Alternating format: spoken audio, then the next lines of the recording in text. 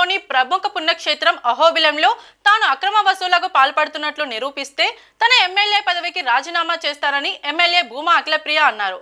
Nandyal TDP party జిల్లా కార్యాలయంలో ఏర్పాటు చేసిన మీడియా సమావేశంలో ఆమె మాట్లాడుతూ వైసీపీ నాయకులు వారి పార్టీ పత్రిక పదే పదే అబద్ధాలు చెబుతున్నారని విమర్శలు చేశారు. వైసీపీ నాయకులు చేస్తున్న అక్రమాలు అరాచకాలు ఎందుకు రాయడం లేదని ప్రశ్నించారు. వైసీపీ హయాంలో జరిగిన అక్రమాలను తాము సరిదిద్దే పనిలో ఉన్నామని, అది మింగుడు పడక తమపై అసత్యాలు ప్రచారం చేస్తున్నారని ఆరోపించారు. మీ సాక్షిలో వచ్చిన మళ్ళీ ఇంకొక ఆర్టికల్ అహోబిలంలో బీటెక్స్. దీంట్లో మళ్ళీ ఏంటి, అహోబిలంలో బీటెక్స్ అని రాస్తూనే గత 20 సంవత్సరాల నుంచి లాడ్జిలు సత్రాలు కట్టుకొని అన్నదాతాలు చేసుకుంటూ ప్రజలని బాగా చూసుకుంటున్న సత్రాల మీద పడి మేము డబ్బులు తీసుకుంటామని చెప్పి మళ్ళీ మా గురించి ఆర్టికల్ రాస్తారు. ఇదే సాక్షిలో అక్రమంగా కట్టినారు, ఇల్లీగల్ గా కట్టారు, తప్పుడుగా కట్టారని చెప్పి మీరు రాసిన ఆర్టికల్లే మళ్ళీ ఇప్పుడు దానిల మీద గురించి మీరు 20 సంవత్సరాల నుంచి అన్నదానం చేస్తున్న సత్రాల మీద పడిన బీ ట్యాక్స్ వసూలు చేసుకుంటారని చెప్పి మళ్ళీ మా గురించి మీరే రాస్తారు. తెలుగుదేశం పార్టీ ప్రభుత్వంలో ఉన్న నాయకులు, ఎమ్మెల్యేగా మేము సత్రాలకి నోటీసులు ఇచ్చి వాళ్ళ కరెంట్ కట్ చేస్తున్నామని చెప్పి మీరే రాస్తారు.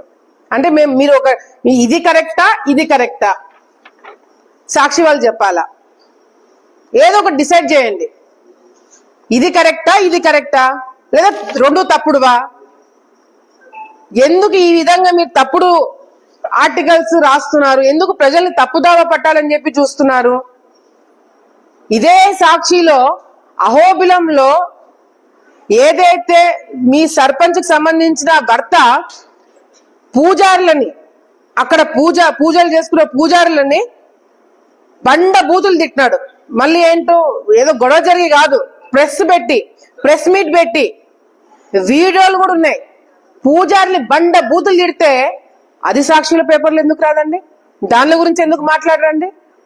ఇదే ఆలగడ్డలో శిల్పా వెంచర్ కింద 7,000 ఎకరాలకి నీళ్లు రావట్లేదని కొన్ని సంవత్సరాల నుంచి మొత్తుకుంటున్నా. నేను కొన్ని సంవత్సరాల నుంచి ప్రతిపక్షం నుంచి మొత్తుకుంటున్నాం.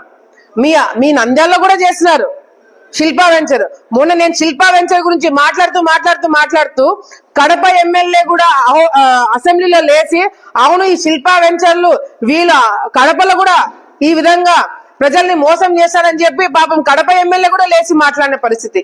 మరి దాని గురించి సాక్షి ఎందుకు రాయదండి?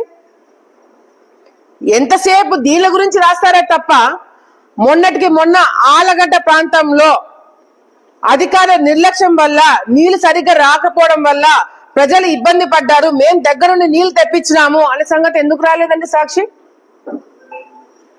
ఆలగడ్డలో ఈ రోజు కూడా ఏదైతే జొన్నలు తీసుకుంటామని చెప్పి అక్కడ కొనుగోలు పాయింట్ పెట్టినా కూడా జొన్నలు తీసుకోవట్లేదు, నంద్యాలలో తీసుకుంటున్నారని చెప్పి అధికారులతో మేము ఇప్పుడు కూడా కొట్లాడి చేస్తున్నా, అదెందుకు రాయట్లేదండి సాక్షి?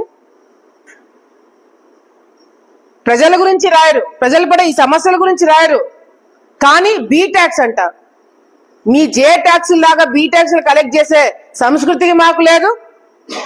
ప్రజలు మమ్మల్ని ప్రశ్నిస్తారని భయం మాకుంది, అంత ధైర్యం మేము చేయలేము.